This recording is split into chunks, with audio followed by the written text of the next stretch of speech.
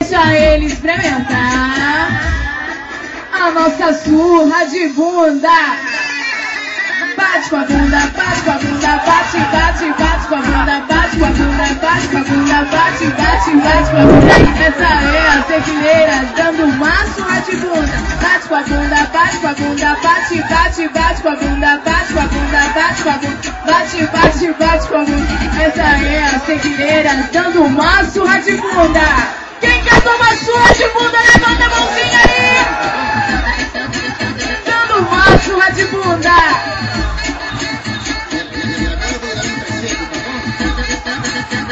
Uma surra de bunda. Mexe, mexe, mexe.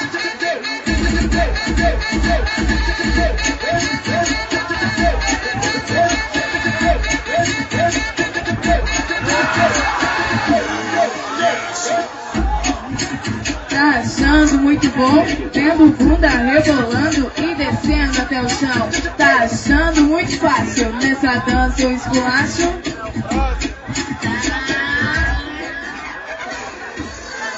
E agora eu vou dar um cacete, tá bom?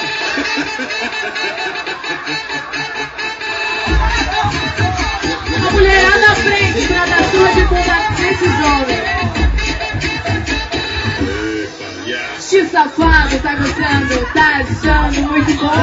Vendo bunda rebolando e descendo até o chão. Tá achando muito fácil? Nessa dança eu esculacho. Deixa ele experimentar a nossa surra de bunda. Bate com a bunda, bate com a bunda, bate, bate, bate com a bunda, bate com a bunda, bate com a bunda, bate, bate, bate com a bunda. Essa é a Claudinha dando uma surra de bunda. Bate com a bunda, bate com a bunda, bate, bate, bate com a bunda, bate com a bunda, bate com a bunda, bate, bate, bate com a bunda. Essa é a tequileira dando uma surra de bunda.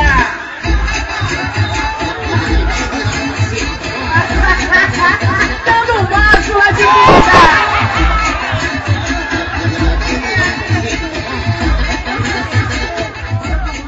Confete, e aí, Confete? Faz um quadro aí agora que o Zé Eduardo quer ver. Faz aí. Confete, gostou?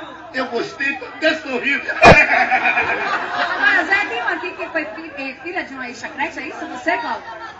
Você foi filha de quem? A Cláudia Bucão aqui, Zé. Ela é um furacão, hein? Ela não sabe. Olha, um abraço pro Gabriel aí, ó. O Gabriel, aí o telefone de contato dela. Qual o telefone de contato?